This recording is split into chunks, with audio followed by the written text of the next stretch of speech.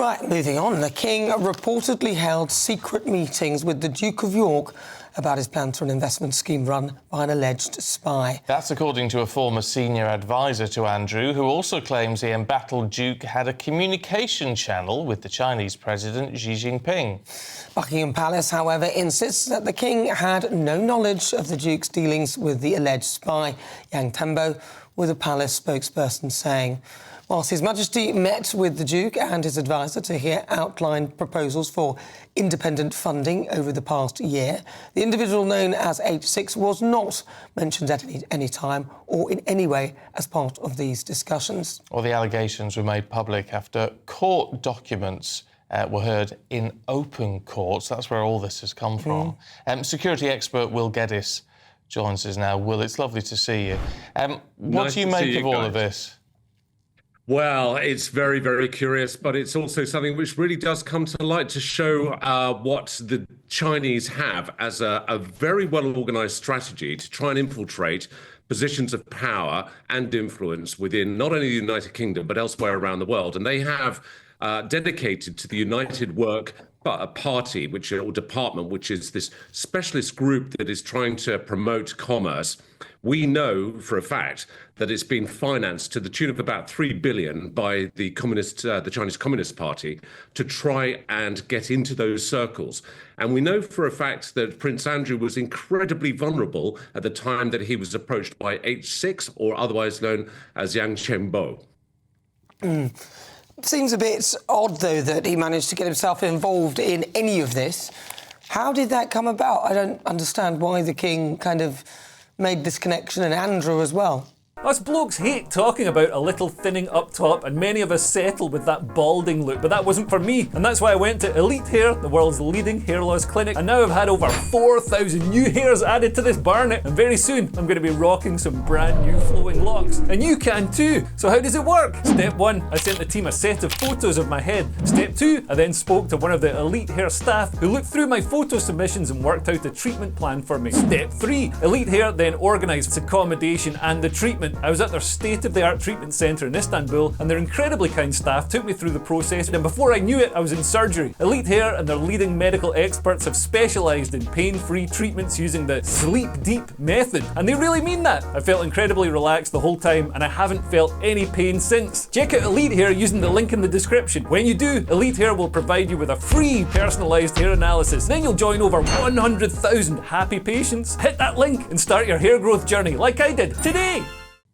Well, sorry, I don't know why I got a strange emoji on the screen there, but yeah, fundamentally, Nana, it came down to the fact that the Chinese will look at individuals that they see as potentially exploitable, and they call them elite captures.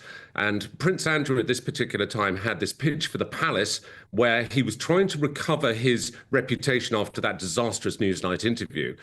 He had been pretty much exiled by everybody. He was being removed from royal duties, and he wanted to try and re-establish himself, certainly within sort of the commerce, the international world. He had so many things running against him that he was grasping at straws, and that was the most ideal time for him to be seen to be communicating with the Chinese, and the Chinese to be offering him some sort of reputable business to be involved in, unbeknownst to him that was just a way to ingratiate their way into him.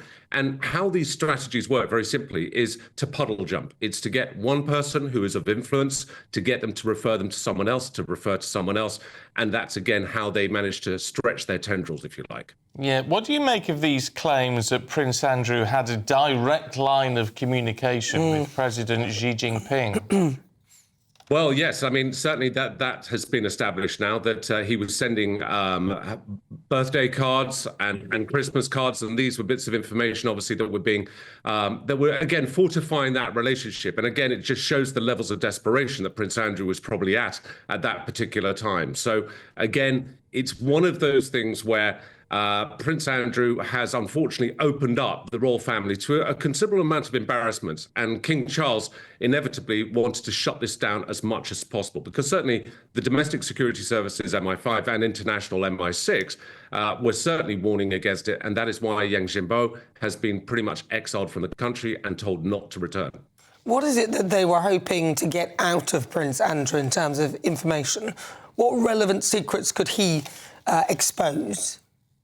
Well, again, it's this puddle jump, Nana. It's not necessarily what Prince Andrew could give himself in terms of any valuable or confidential information. It's about the association. So, again, it's like a referral. If you referred me to one of your friends to be able to assist them or help them with something, then they're going to trust your recommendation, Nana. So, in the same way, associating or aligning with Prince Andrew. And again, the way that these intelligence operations can sometimes work is to get them into compromising positions. And we know, for example, that another operation, not dissimilar, but on another level, a honey trap, was run against the UK ambassador in Beijing by a young woman who recorded covertly their interludes together. So again, there are many different ways that the Chinese government will try and obtain economic advantages. And we know something certainly with China is it's getting really under the skin of our commerce, our finance. And again, we had something similar with Caroline Lee, if you may recall, in Parliament,